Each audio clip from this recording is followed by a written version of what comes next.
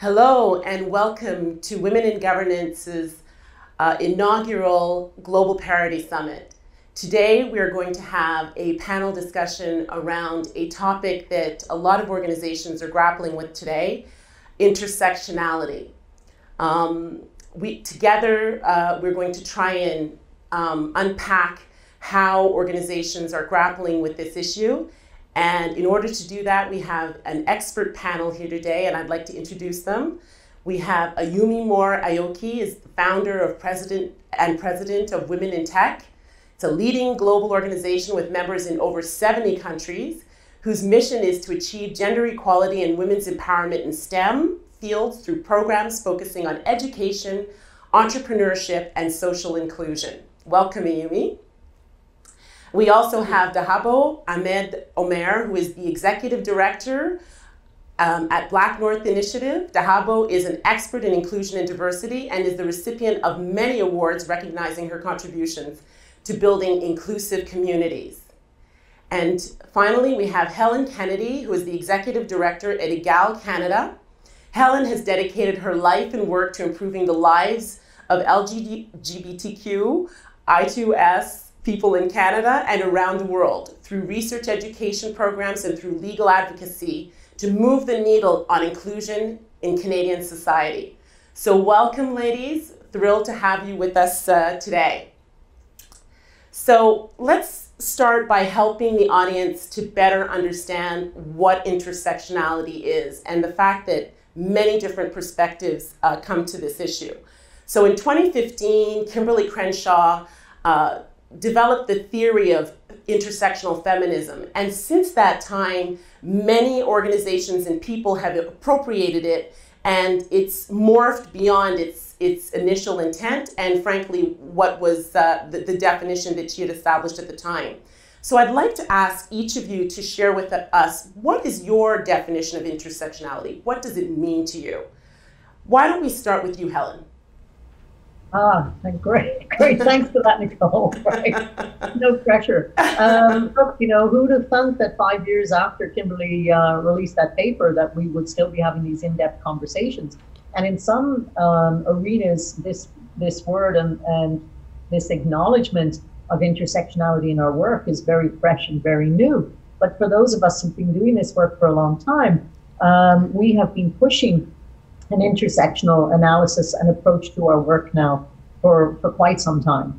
And for us at Egale, what we try and do in every sphere of the research and the advocacy that we bring forward and try and advance is to look at the intersections of the issue that we're trying to promote. What are the pieces that connect to dissect and unpack the demographic, where does race meet gender, meet sexual orientation, meet identity? And how can we really look at all of those intersections in pushing the work that we are trying to do? And so it's a great concept. It's one that's long overdue. And, we hear a lot about leaving no one behind. But, when we examine that even further, what does that really mean? And if we do apply a solid intersectional approach and analysis to our work, then we won't be leaving some of the most marginalized in our society behind. Fantastic perspective. Thanks, Helen. I'd ask Dahabo to give us your perspective, because the Black Lives Matter movement has surged in the last little while, and it'd be interesting to see what the perspective of intersectionality from your perspective. Thank you so much for the question, and thank you for having me part of this panel and being amongst all of you incredible people here. Intersectionality is, I define myself as someone who is really at the cusp of what intersectionality means. I think that it's important in that concept to be able to identify the different identities of an individual, to be able to look at what privilege they have, what disadvantages they have, what advantages they have, and then combine all those factors and then be able to consider what that person needs. And so if I take myself as an example, you know, I am someone who is obviously Black, obviously a Muslim woman, and a woman, obviously, as well. But I also carry a lot of other identities that make me whole. I'm someone who came from civil war. I'm someone who, came from a one-parent home due to my father passing in civil war.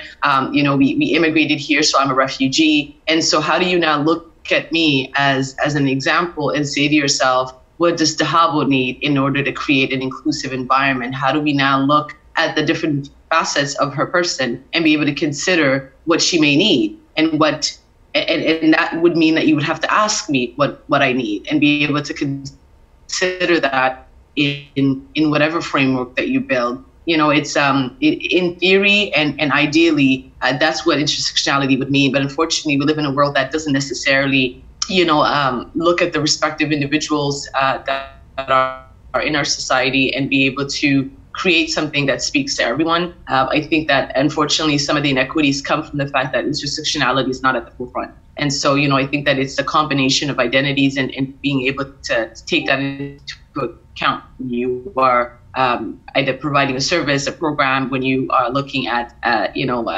even our political sort of sphere. How do we ensure that those that represent us also have that intersectionality in order for them to be able to speak to all the different identities that they represent? And so I think it's a very important concept. I don't think that we're there yet, but I think we can get there. Thanks, Dahabo. And last but not least, Yumi, what's your perspective on this? Hi. Well, I love the definition of both Helen and Dahabo, and I really relate to that completely. I think that intersectionality removes these barriers, this very binary vision of what you are, Black or white, or woman or man, or things like that, and makes it identifies a person that we are multiple, right? We have multiple sources of identity. So, for instance, myself, like Dahabo, I'm Brazilian, I'm Japanese, I'm South African, I'm an immigrant, I'm a woman, I'm a woman entrepreneur, I have 4 children, I was divorced, remarried, etc. So you can, or every single little box that you can tick that you kind of out of the norm at some point, we fit in. And I think most of society today and most women, we can all fit different boxes. And intersectionality is a way that we have to embrace these differences and really be able to make a framework or to make an environment that's going to be welcoming and it's going to be embracing this, and not only the discrimination, but also making it something positive. Very well put. Ladies, I really appreciate hearing your different perspectives that unify the issue of intersectionality, because in our observation at Women in Governance 2020, we introduced intersectionality to our questionnaire. And what we discovered is most organizations are trying to look at things sort of unilaterally and compartmentalizing issues. And what you're all revealing is that humans are complex creatures, that no woman comes to the table as simply one thing. We women come together and we represent many different things. And when you're looking for solutions to create inclusive environments, you have to take into consideration all of those things in order to create inclusive environments. So really interesting to see this from the 3 perspectives, because ultimately what we're saying is you need to recognize that this is a complex issue and you need to approach it from an intersectional perspective if we're going to create inclusive environments. So let's start to unpack this a little more. What we've seen at Women in Governance, in 2017, there was sort of a surge of the Me Too movement, and it actually was a catalyst for us at Women in Governance to gain a lot more visibility on the issues that we were trying to resolve and really getting attention for our parity certification. But then what we've seen more recently with the tragic murder of George Floyd was the attention of corporate Canada shifted to what do we do to resolve systemic racism, and shifted a little bit away from addressing gender parity in the workplace. So the pattern that we're seeing is sort of a bit of the flavor of the month approach. So knowing this, how do we ensure that we are creating more inclusive environments that are not leaving anyone behind? And so why don't we start with you, Dahabo, on this issue? You know, there's a multitude of things I don't know if we're in a place right now that even allows us to sort of even have the conversation. And I hate to say it, and I think it's difficult to say that, but, you know, there's so much that's happened over the course of history. We're in 2020 and still having conversation around what Black lives mean and how do we now ensure that we are caring for those that are the most marginalized, and it's difficult to be able to frame this in such a way that says, okay, here are the 5 things that you need to do to create an inclusive space. But you know, if I had to give a couple of things and hoping that we get there sooner rather than later to sort of reduce the harm that's been caused historically, I think we want to engage, and it's a shift in power. When I talk about engagement, I talk about what it means to give a seat and power and authority and decision-making to those that have not had it in history. And I think because we are not necessarily at the table, or the table wasn't created in such a way that allows us to be at the table, I think we have to start to think about what it means to shift that power and be able to give it to those that have not been able to speak for themselves, have not been able to advocate or to speak on their lived experiences. I think inclusive spaces is exactly that. It's to create a place where anybody can have a sense of belonging, have a sense of understanding, have a sense of visibility, have a sense of validity. You know, I think that if we are able to create a space that allows anyone to step in and feel as though they're part of the conversation, but that they also are valued. I mean, we see these new sort of initiatives that are taking place where certain people are being given positions of power, but internally they don't necessarily have that power. So I worry about what that looks like. I worry about how do we now not only create a space, but create it in such a way that people can thrive in it, people can feel valid in that prospect. And so they're very challenging in terms of creating that, because you really do need someone with a multitude of understanding around the issue to be able to create something like this. And you don't only need one person, you need a multitude of people to do that. And so I think that organizations, companies, nonprofits, governments, all sectors really need to start to open the doors and shift the power to vulnerable and marginalized communities so that they're able to be part of the conversation, and that the framework of that table is now shifting because you have inclusion and equity. Very well put. Thanks, Dahabo. Helen, I'm going to ask you to follow up on the conversation that we had around this very issue. So what are your thoughts? Yeah, I mean, I think Dahabo says it really well, but when I look, we say things like shift in power. Shift in power to whom? Where, who actually holds the power is really really key. And also, why are we all rushing to replicate systems of oppression? Why are we not working to break down the system and to change the system, as opposed to trying to fit into an existing system? And this sort of colonial West is best attitude towards how we address issues within our society, to me, is part of the problem, and is a bigger conversation that nobody wants or nobody is really having.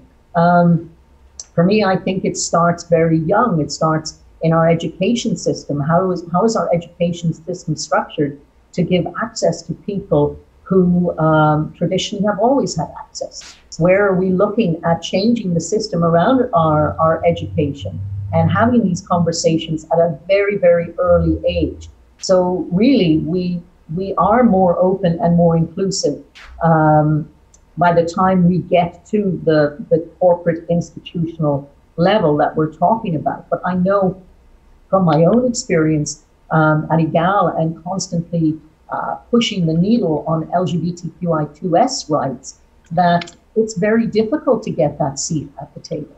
And depending on the political climate within which we're working, sometimes it's near impossible to get a seat at the table because of the way our electoral system is structured, that constantly is pushing our political elected officials to play to their base.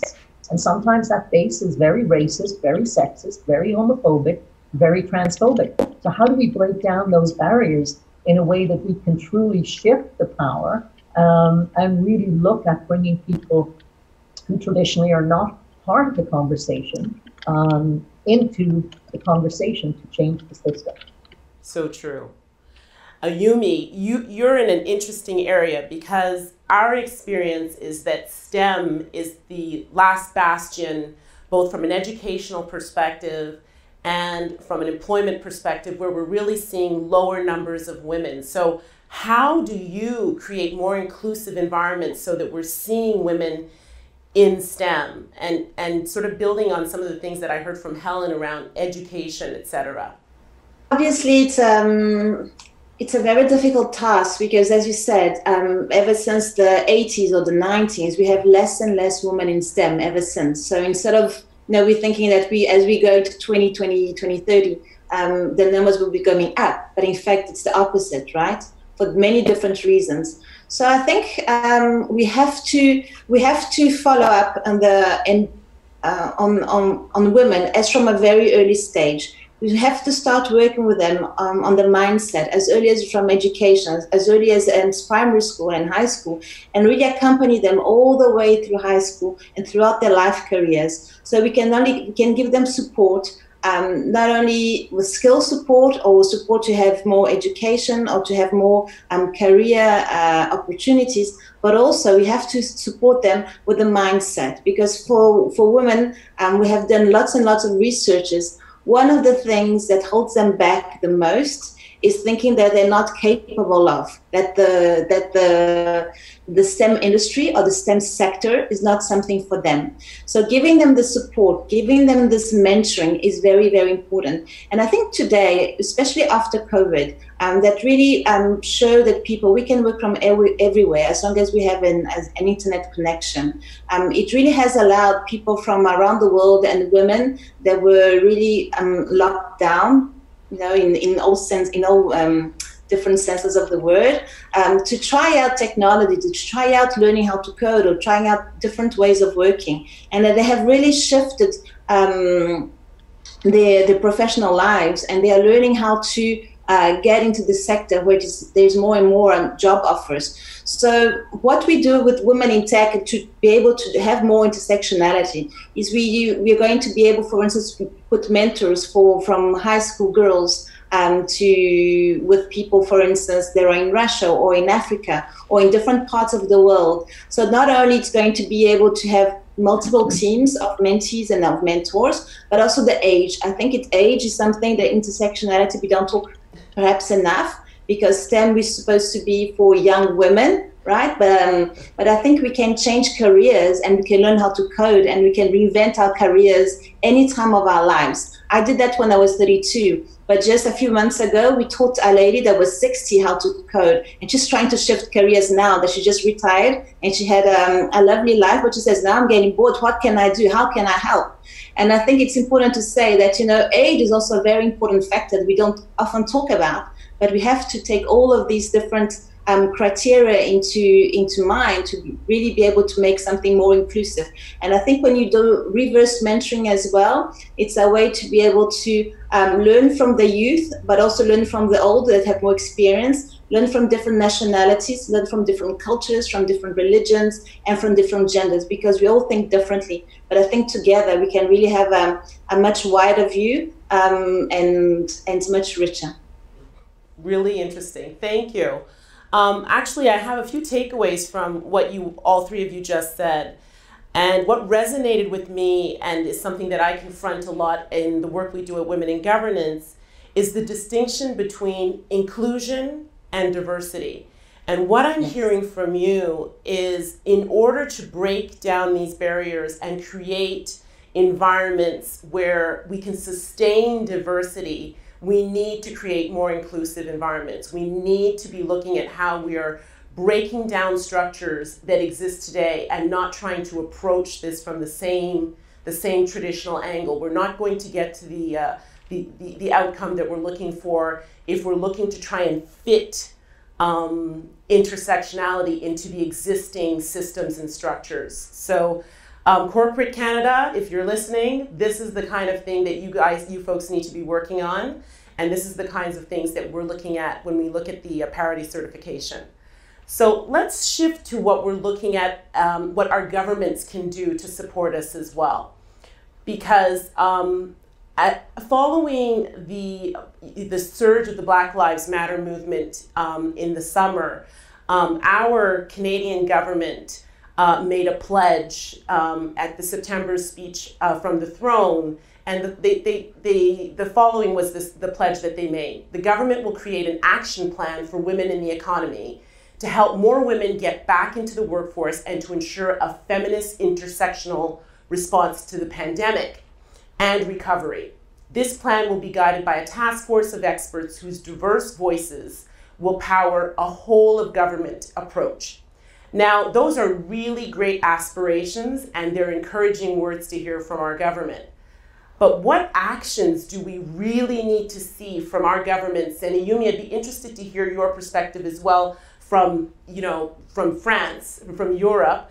But what actions do we need to see from a government perspective in order to help create more inclusive societies that will then generate economic opportunities for intersectional women? So let's start with you, Ayumi.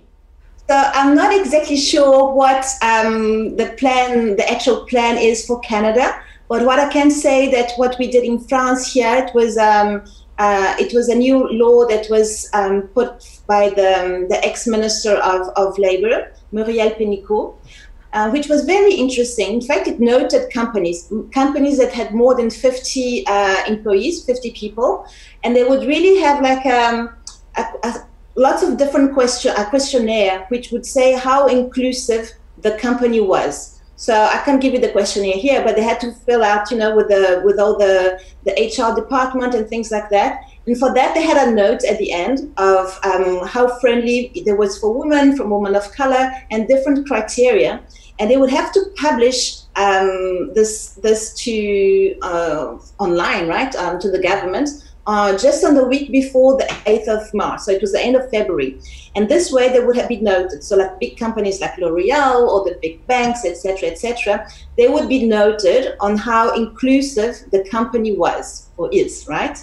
And because on the 8th of March is really the day, obviously it's the World International Day for Women, there was a huge media attractiveness on this, and so all the media would show the rating of all these companies and would put the spotlight on what they were doing wrong and what they were doing right, and specifically on the pay gap difference, the gender pay gap, and especially because today we know the women, we have, I don't know how much percentage it is in Canada, but here it's at least 10% difference of pay gap in France from women and men. And they were saying that the companies that had this pay gap difference, it was something that could be proved, they would have to pay the government a tax. So she would say, Muriel Pénicaud, it's better to pay your woman better than pay the government, right? So this is a way to make sure that the payment is done. So instead of paying taxes, just pay your woman, they're happy, the company is going to be better, and we're all happy. Because it was 2 days ago, it was the 4th of November, the day here that until the end of the year, women are going to be working for free because of the difference of the pay gap. So from the 4th of November until the 31st of December, it's as if women were going to be working for free until the end of the year. And this is really something we have to work on, because to have equality, to have equity in any sense, we have to be paid equally. And that's, also power comes from having financial independence. And that's super, super important for women. So we don't have to neglect that. So maybe the first thing would be making sure that everyone is equally paid. Very interesting legislative changes in France. In fact, France has led the way in many ways on equity. They have implemented thresholds for companies that require a presence of women in leadership, and a lot of other countries should be looking at France's work in this area. One of the takeaways from what you just said, Ayumi, was the term transparency. And I think that's really what helps to compel organizations to do better. So interested to hear from you, Helen. What are your thoughts on this? Yeah, I take a slightly different approach. While I totally agree that the wage gap is a huge issue, for me, I would like to see some legislative domestic policy around access to education, access to affordable housing, access to pieces that allow women to really advance into positions, and to give them opportunities and give us opportunities that allow us to be full participants in our society. You know, I'd like our government to look at our foreign policy around education and access to education for women and girls internationally. I think also the issue around how do we identify and how do we define women is something that our government needs to take a serious look at. Where do we look to addressing the issues of trans women, for example, in the workplace? What about sex workers, who predominantly are women, but also sex workers identify along all spectrums? So I think it's a very broad answer to a very complex question. And I'm not inclined to hone in on one particular area when I look at the disparities with respect to access, and access to what people of privilege have compared to those that don't. And so, yeah, I think that there are many pieces to unpack here in terms of what our government should be doing. But also, I think having access to the conversation for all of us is extremely important and would be a priority. Helen, that's really capturing a point that often gets forgotten. We sort of get to the end of the process and look at how people can ascend to leadership positions in organizations and be in positions of political influence. But what you're speaking to is you can't even get there if you don't have certain fundamental things: access to education, safe housing, and those things that, you know, sort of Maslow's hierarchy of needs. You need to have taken care of those fundamental things to be able to start to talk about taking positions of influence and responsibility and decision making in both government and business. Another takeaway from what you just said, and it speaks to one of the things that we look at in our certification. We look at corporate responsibility and the role that corporations can play to create opportunities and access for youth and women, and that their role is both within their organizations and influencing political decisions and political orientation. So thanks for that. That's really, really helpful, because what we're hearing here, folks, is this is a multi-pronged, there's no one solution. This is a complex issue, and you need to come at it from multiple ways. So Dahabo, be really interested to hear from you about, from Black North's perspective, what do we need to do for the Black community to be able to achieve, to address all the elements and put in mechanisms that will close the gaps on parity in the world, in the Canadian experience.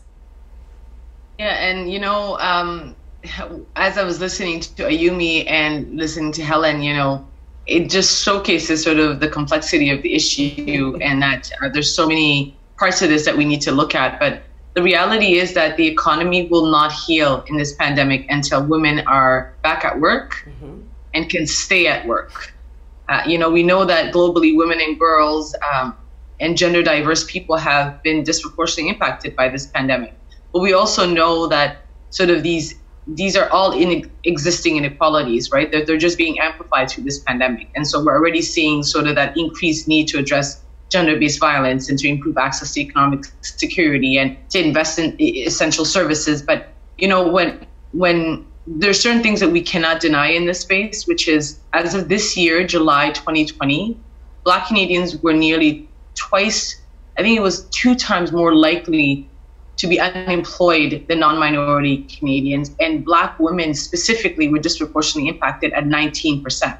I mean, if we just think about that, that's the amount of women that unfortunately are not employed in the middle of a pandemic, in the middle of a global pandemic, something I think most of us have not seen in our lifetimes.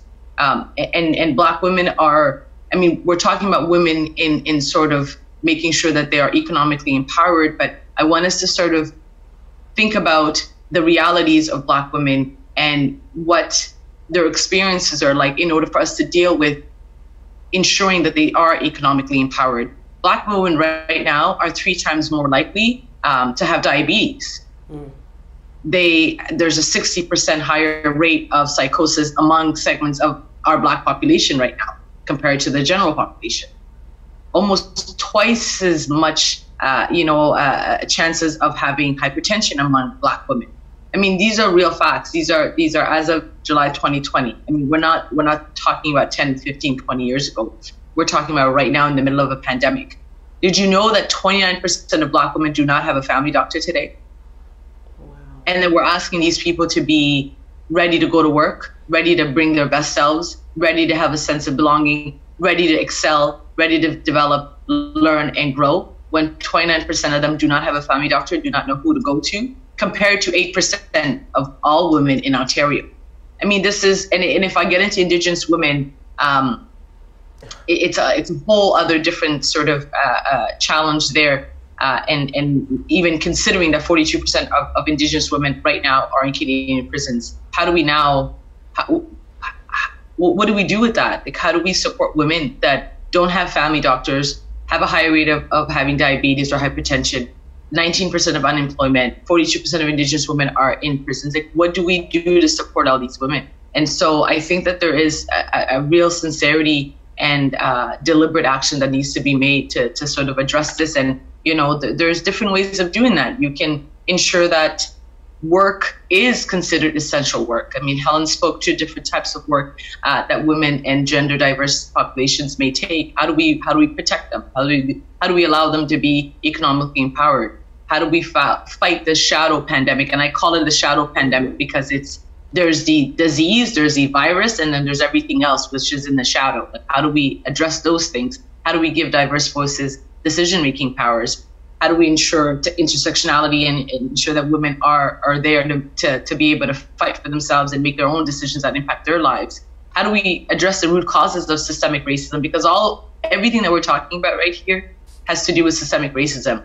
And as soon as we are able to heal from that and allow our women to be able to be empowered, when it comes to health, when it comes to housing, when it comes to employment, education, that's the only time that I think we're going to get to a place where our economy generally will heal.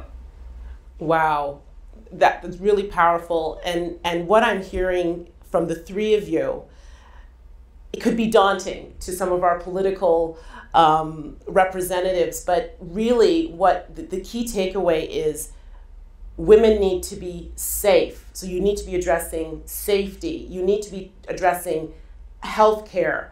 You need to be addressing education.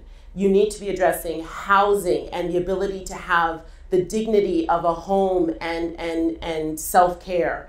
And then we're talking about access to opportunities in economic opportunities and entrepreneurial and work opportunities. So it is a complex issue. And the Canadian government has a tremendous amount of work to do. And we really need to access the types of organizations that you all represent to do this hard work to close these gaps. It's doable, but it is a complex issue. So now I'm just going to ask you each some individual questions, because you each come at this issue from a very different perspectives and have issues that you're focused on right now. Helen, I'd like to hear from you first. Talk to me a little bit about, what does Egale Canada do? Talk to us a little bit about your organization. Sure. So we're Canada's only national LGBTQI2S human rights organization. We were founded over 30 years ago to basically do legal advocacy through the courts. And we've taken 13 cases to our Supreme Court. We've had tremendous success. We've had 100% success rate.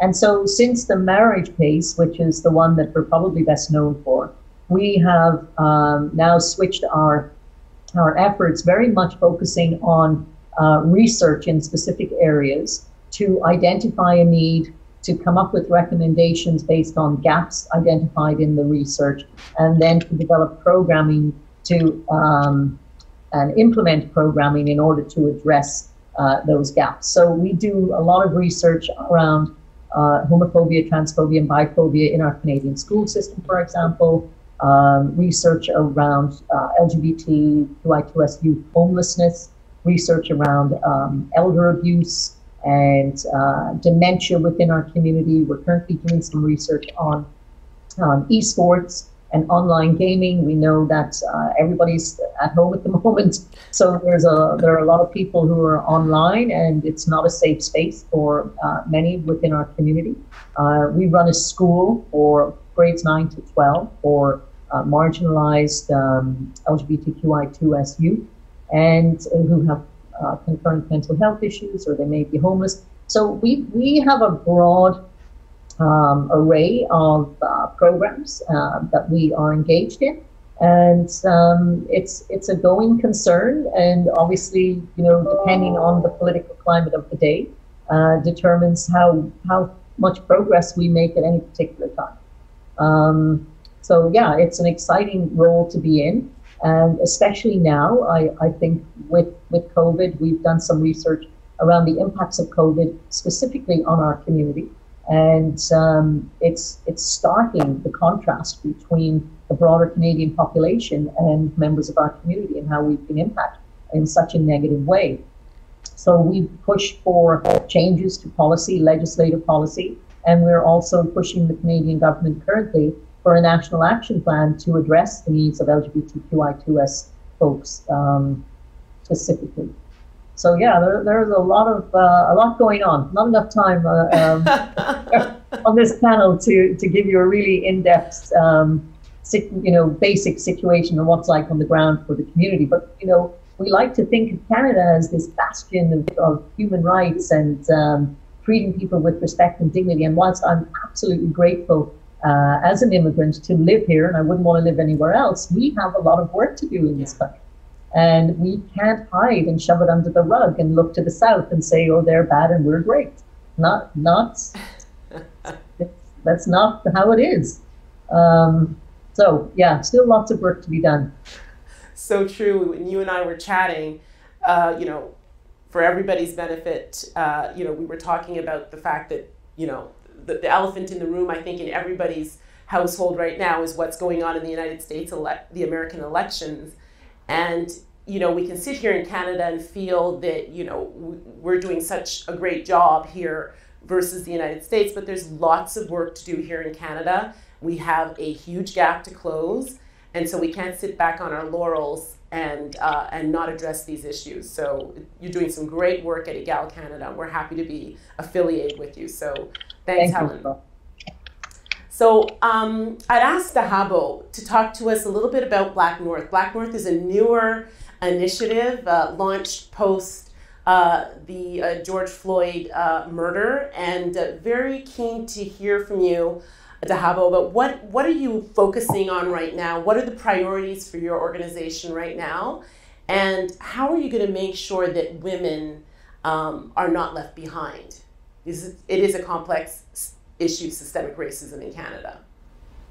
It is. And so the Black North Initiative, like you said, was launched after the murder of George Floyd. And it was started by business leaders like Wes Hall, Rolla Dagger, Victor Dodig, and Prem Watsa. And the idea was really to bring business leaders to commit to removing anti-Black systemic racism from our organization, from our companies, from our society that are negatively impacting Black Canadians. Like, how do we look at some of these persistent inequities across our country, underscore the urgency, the national need, but also start to alleviate some of those racial, ethnic, and other tensions that do exist? Mm-hmm. Because, I think it's important for us to, in order to ensure inclusion is core in the workplace, we will have to look at our business. We will have to look at the way that we do business and the way that we consider those that we serve, and ensure that corporate performance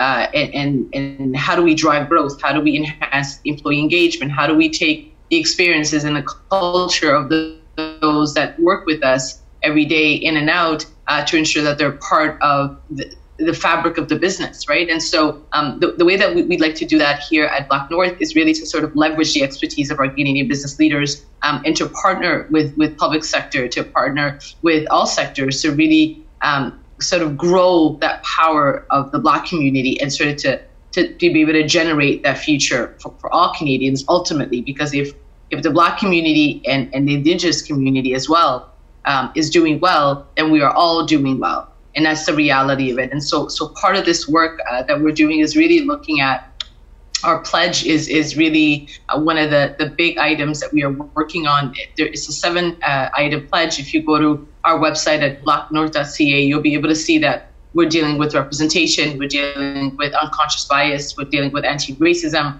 We're looking at how do we share our best practices and our unsuccessful practices? How do we encourage each other and work together and create this sort of environment that allows us to lean on one another, but also learn from each other so that the challenges are not there anymore? How do we end it by not repeating the same mistakes? How do we start to create these strategic inclusion plans that our board of directors and those in leadership positions can start to prioritize and drive accountability in terms of diversity and inclusion? How do we work with our Black community? How do we empower them? How do we ensure that they're part of the conversation and getting to that representation in our corporate donations, but also corporate representation? So there's a lot that we're doing in terms of this pledge. We have over 375 signatories that have signed on to the pledge and that are working every single day to ensure that they're implementing it. And then part of that work is we have 15 committees that range from, and we've talked about it in this conversation today, around the issues around justice, education, housing, economic empowerment, women, youth.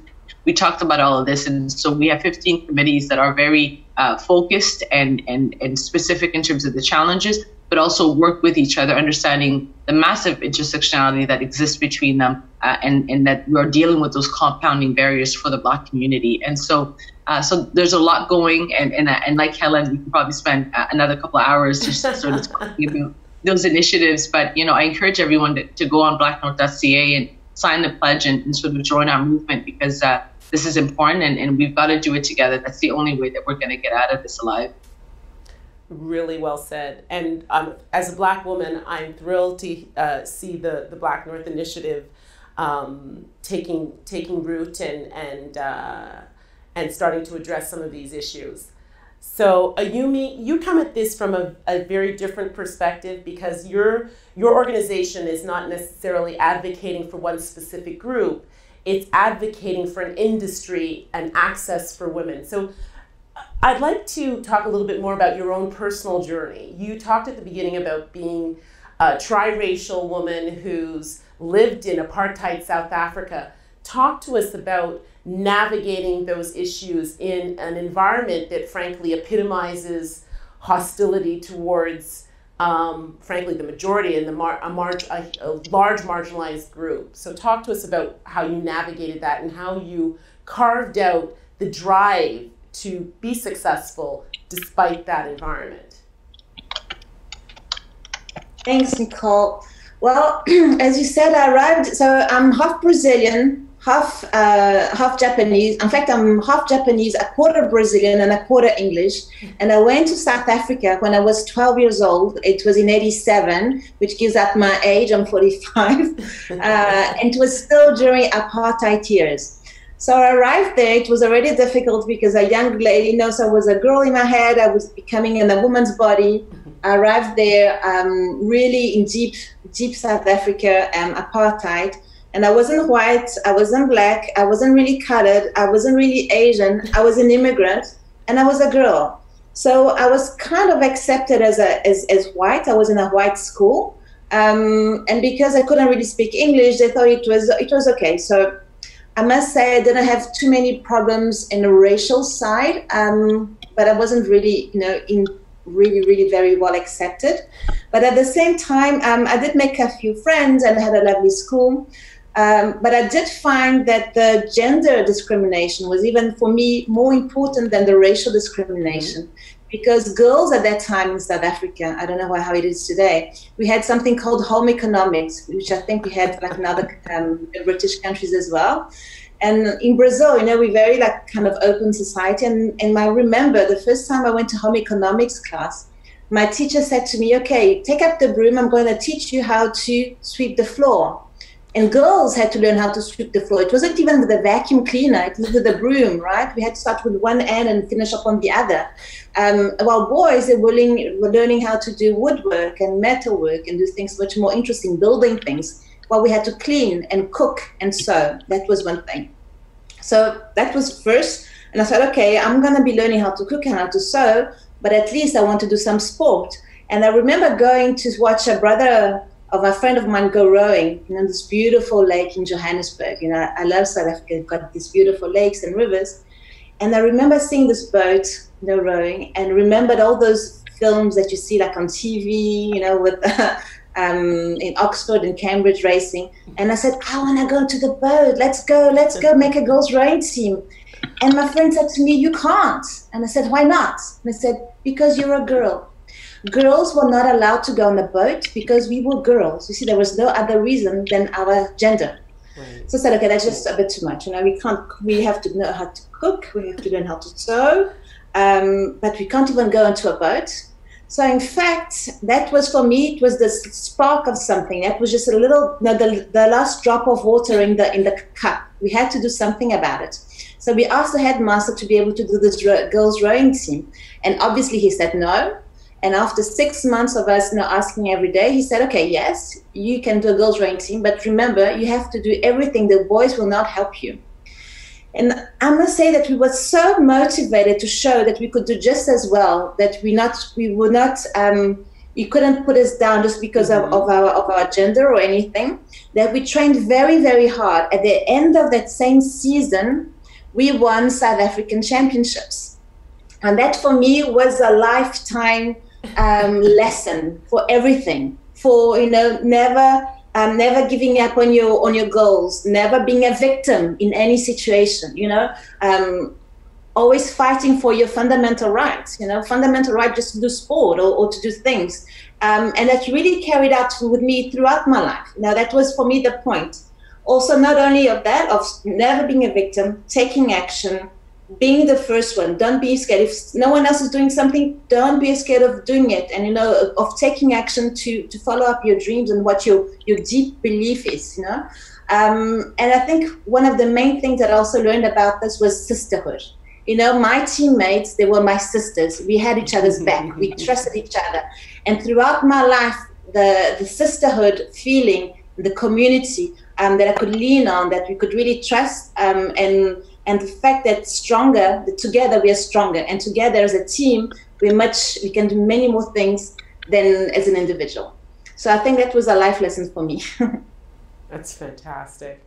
It's interesting that you know, you were a foreigner in apartheid South Africa, but fundamentally you were grappling with the same issues that the rest of us were grappling with at that time, which is gender discrimination and the stereotypes of what is appropriate for a woman versus a man. So, and I think Helen was talking about this at the very beginning of our panel about breaking down these systemic and these norms that that bind us. And you just described perfectly some of those norms that I'm sure all four of us have confronted. And I was actually a little while ago sharing with a panel that I was moderating that Christmas time is approaching and the ads for all the toys are coming out, and we still see these gender biases in the toys that they're directing at girls versus boys. And so there's so much for us to unpack in order to address these issues and these systems that are holding us back. We're at the end of our panel. I have one last question to put to each of you. And what is your proudest accomplishment in your respective areas of focus? just leave us with one of you, from each of you. So why don't we start with Dahabo? I knew you were going to pick me. You know what?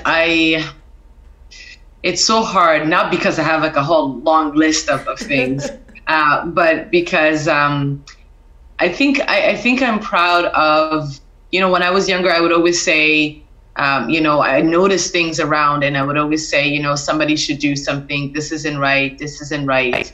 And I learned from my father, who always would say to me, and this is a quote from Martin Luther King, but he would say, lightning, it goes, lightning doesn't strike, it makes no sound until it strikes. And so every time I talked to him about some of the things I would see, and he was a peacemaker back in Somalia. And so every time he would talk to me about what he saw and what happened, I would say, well, Dad, that's not right. Baba, that's not right. And he would say, well, you're going to do something. You're going to be that someone. And I know you. He's like, you're lightning. You make no sound until it strikes. And you know what? I think I am proud of just being able to survive all of that, but also coming into a country, adapting, and hoping that we can, that the work that we're doing is impacting and serving others. I think that a life is worthwhile when you do that in service of others. And so I'm hoping that all the work that we are doing generally, and that I've done in my career and in my younger days, has at least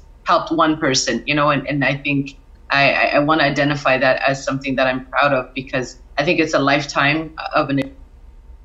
I think we've lost your sound.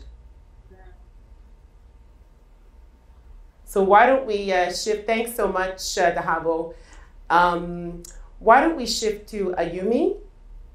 What I'm most proud of, definitely, I'd say creating women in tech, and knowing that we have touched and we have impacted lives of girls and of women.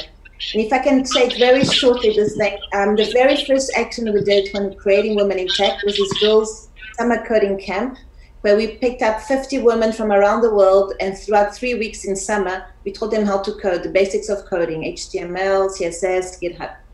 1 year later, I was in North Macedonia, and I was doing the opening speech because we were opening a new chapter there. And I was saying that the very first time I met someone from North Macedonia was when we were doing the Women in Tech, this summer coding camp, because the lady with whom I partnered with the EdTech Blackboard was someone from Macedonia. And at that same time, I see someone in the crowd. It was packed, there were about 200 people, and she lifted up her hand and she said, I was one of those 50 girls that learned how to code a year ago. And because of this summer camp, it gave me the confidence to carry on doing a coding academy. And she used to be a waitress with a young 12-month-old baby, and she had to take care of her own child. And because of this confidence, she carried on with the academy, and she became a front-end developer 9 months later. And 1 week from then, she had just got her first job as a front-end developer. Wow. So it really, changed her life, changed that of her child, gave her much more perspectives, and we could see really on the ground how we are making impact. So for me, I was just so proud, and I was so emotional. We all cried. Thanks, Ayumi. Positive change. So Helen, last but certainly not least, from you. Yeah, I think Dahabo kind of resonated with me in terms of it's such a privilege to do this work for me. Yeah. I'm very lucky to be able to work with an incredible team at Egale, and I feel blessed every single day. I'm not religious. I'm total I'm agnostic, I guess, when I'm judging my bets. But I think it's the little things that really kind of make me feel warm and fuzzy. It's a youth graduating from this school. It's those small victories of helping someone who's being discriminated at work. It's the things that people never really see. Yes, the larger pieces, that we fight through the courts are great, and they're very satisfying. Mm-hmm. But it's the pieces that make me feel my humility in some way. Mm-hmm. that are those most special moments, and those are the ones that I'm really most proud of. And yeah, I think it's an incredible opportunity to do this work. It's very stressful, very emotional, but incredibly rewarding and impactful at the same time. Well, thank you. Actually, on that note, I want to thank all three of you, Helen, Dahabo, and Ayumi. And thank you so much for sharing your stories with us. Thank you for the work that you're doing. It is so important. And I feel very proud and humbled to be working alongside you on the important work that we have to do out there. So thank you so much for your time today. Thanks, Nicole. Really appreciated it.